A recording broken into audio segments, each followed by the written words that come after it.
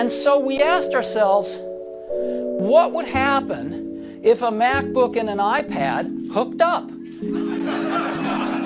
Well, this is the result. It's one of the most amazing things we've ever created. It is our new MacBook Air, and we think it's the future of notebooks. About 2 years ago, I made a video of the best laptop for most people, and it's crazy to think that it was the culmination of what started at this event. A decade ago, it was crazy to think of an iPad powering a MacBook, but it's just proof that Steve Jobs was quite the visionary. The M1 MacBook Air was, at the time, the best bang for the buck when it came to performance and quality of materials. Even if it was technically a 5-year-old design, I'd even say it still looks better today than almost anything at that price. The problem, if you could call it that, is that Apple didn't follow its typical playbook of launching a successor for its price and then dropping the value of the old model. Instead, you can buy that 2-year-old M1 variant today for that exact same price and features. You then get a separate choice of the old MacBook Pro with Touch Bar running on that M2, and then an extra model in between that's kind of confusing. This is the M2 MacBook Air, what Apple calls as a product you shouldn't take lightly, and what I'll call as almost the best laptop for most people. See, even if there is so much that's cool and kind of overdue about this laptop, there are a couple of elements that make me question the strategy behind it.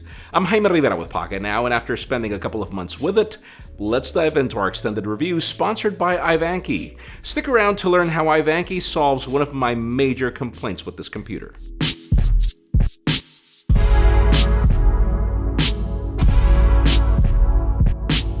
I think I've been recommending the MacBook Air to everyone asking me for advice on a good laptop since Apple adopted the wedge shape in 2010. I know it's a common stigma for people to think MacBooks are overpriced, which was true before that launch. Apple's move to rethink the Air from a premium ideal into a more affordable workhorse was genius. I'm still waiting for anyone to provide a single Windows alternative that provides the same elegant design, premium materials, display quality with a resolution above 1080p, powerful performance, and true all-day battery life for anything close to $999, or let alone the price you can find them right now on Amazon. Even today, the M1 MacBook Air cannot be beat, and that's mainly the reason this M2 update is so confusing. Surely its design improvements are gorgeous, but at $200 extra, I actually have a theory. See, as opposed to every single MacBook in the past, I think this is the first computer Apple launches where there is no text anywhere that calls out the model. A part of me thinks that this was actually the refresh to the 13-inch MacBook Pro, and then something went wrong in whatever they were planning for the Air. It wouldn't be the first time the Cupertino changes a product's name over time, as we saw with the 2008 unibody MacBook that later became the 2009 MacBook Pro. I say this because this computer looks nothing like its predecessor and instead looks like a slimmed-down MacBook Pro in almost every way. Seriously, set them aside and notice the same curves at the bottom with pronounced feet and the same flat approach to the top. Of course, it could just be that Apple is looking to standardize the design language, but your guess is as good as mine as to how the future 13-inch MacBook Pro could look any different. I'm secretly waiting for the 12-inch MacBook to make a comeback as the Air, but that's a story for another video. Obviously, an easy way to make the Air look different to the Pro is with more color options. I have zero regrets about going Starlight over Midnight, as my friends have not stopped complaining about fingerprint smudges and dinged ports. This color has handled months of use well, the 2 USB-C ports still look like new, and even if this Starlight MagSafe cable doesn't look much different to the silver one, it's still nice to see a change. To follow on my Pro theory, even the headphone jack here is of high impedance. Maybe what contradicts my theory is that this design is nearly 20mm slimmer than the thickest part of the old Air, and it's also about 5 grams lighter, and all this with the fanless design we've come to expect. As a result, this computer is a delight to carry on my usual Peak Design 10-liter sling. It's the computer you feel confident enough to move around with one hand from one table to another. It's light enough to bring everywhere, yet not crammed at all for you to feel you can get real work done. You get the exact same keyboard from the more expensive Pro models, and even if I can't agree to Apple's claim that it feels mechanical, I'll tell you it's pretty close. This also remains the best trackpad in the market, period, and it's been that way for as long as Apple adopted gestures more than, a decade ago? Seriously, it's only a matter of time before this is the laptop you'll see in coffee shops everywhere, if not already, though I think that'll take some time. As with every single MacBook, attention to detail is everywhere, from the fact that it opens with one hand to this liquid retina display. It follows on the visuals of the more expensive Mini LED Pro, but the bezels here are thicker, though far better than the previous Air. This panel is actually larger than its predecessor at 13.6 inches diagonal. It bumps the pixel density at least by a hair, can get 100 nits brighter than before, and because it supports the P3 color gamut, in typical Apple fashion, colors and viewing angles are fantastic.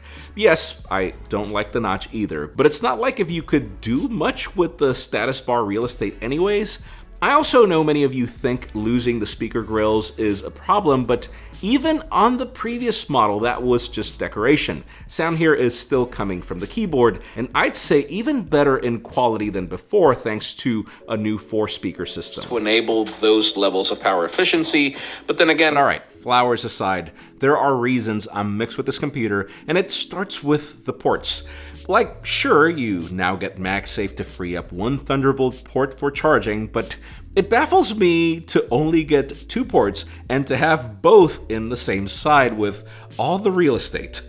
Lucky for us, there are some great third-party solutions when you need them, and my favorite one comes from today's sponsor, Ivanki. Their 12-in-1 dual USB-C docking station has kept me company for the last year while I use the M1 MacBook Air and the MacBook Pro, and even now with this M2 MacBook Air. It's plug-and-play, so no need for any installation. It supports a 4K display at 60Hz, which is the standard, with 2 ports to pick. It provides 96 watts of power delivery, so even the larger 16-inch MacBook Pro is covered, and you have a total of 12 ports to expand to your heart's content, from SD to micro SD to 4 USB-A 3.0 ports, USB-C, Gigabit Ethernet, it's all here. Check the link in the description to learn more about Ivanki's 12-in-1 hub and why it's a must-have with this computer. Second is the silent problems you get with the choice of internals. It's not just the M2 and the fact that the GPU cores vary based on the model you pick. I'd even say I wouldn't worry about more RAM because its unified architecture handles it very differently to a conventional PC. The problem is storage, and not just because most people won't be able to survive with 256 gigs. The problem is that if you pick the base model, its single design makes this new computer slower than even the old M1. Obviously, if you're just planning to use this for school, then you'll be just fine, but if you plan to use this as a lighter Pro computer, be sure to factor in the extra cost of going for some extra storage, because that's not a problem on the higher tier models. In Apple's defense though, my experience using this higher spec computer has been more than pleasant. Whether I'm writing the script on Microsoft OneNote or editing this exact same video on Final Cut Pro or now DaVinci Resolve as I'm testing, all while being assisted by motion VFX graphics, motion tracking elements, etc., this computer does not chug. It's not better than Apple's M1 Pro or M1 Max, but then again, it's not supposed to be. I feel it's good enough to serve as an alternative for anyone looking for a more compact experience, but nothing designed to really replace them as the M1 did for the Intel variants. I'm not going to bore you with benchmarks because even those don't do a good job at describing all the power this little machine has, but yeah, I am mixed in the fact that Apple still does not take gaming seriously, even with all this horsepower. Third is the fact that even if there's a lot to like about macOS Ventura, I can't really say that I like it more than Monterey. It's funny, but I love Center Stage on the iPad a lot more, but I can't say that the rest of the enhancements are groundbreaking. It's definitely a must-have to upgrade if, hey, you're getting it for free, but if you're still on Monterey, there's no need to rush things. Fourth is really the price. Once you spec this computer appropriately, it's so close to the 14-inch base M1 Pro that things get complicated. The 14-inch has more ports, a far better display, double the RAM, more CPU and GPU cores. You have to really want the portability of this Air to not go pro. To conclude, I think you understand where I'm going. The M2 MacBook Air has been a great companion for the last couple of months, but it's sadly not the best laptop for most people, or at least not yet. Even in 2022, I think that the crown still belongs to the M1 MacBook Air. The amount of deals you can find on it on Amazon are just too good to ignore, even with a design that's more than 5 years old. I think keeping it and not launching this M2 at the base price of the M1 is what kills its thunder, along with the base model's quirks when it comes to performance. It's a good computer for anyone wanting to carry Apple's latest and greatest, but not necessarily the best bang for the buck we've come to expect from this lineup for the past 12 years. If you're in the market for Apple's, again, latest and greatest, and you've got money to spare, it's a good buy. But I wouldn't blame you for considering the rest of the Macs while Apple matures the strategy with this laptop further. Let us know if you agree with my assessment in the comments down below, and while you're at it, follow us on social media and subscribe to our channel for more videos like this one. You can also follow me on my personal handles to see me enjoy this laptop more than I want to admit. I love it, but I know it's not the best for everybody. Please give this video a thumbs up if you like what you saw. I'm Jaime Rivera, thanks so much for watching. We'll see you on the next one.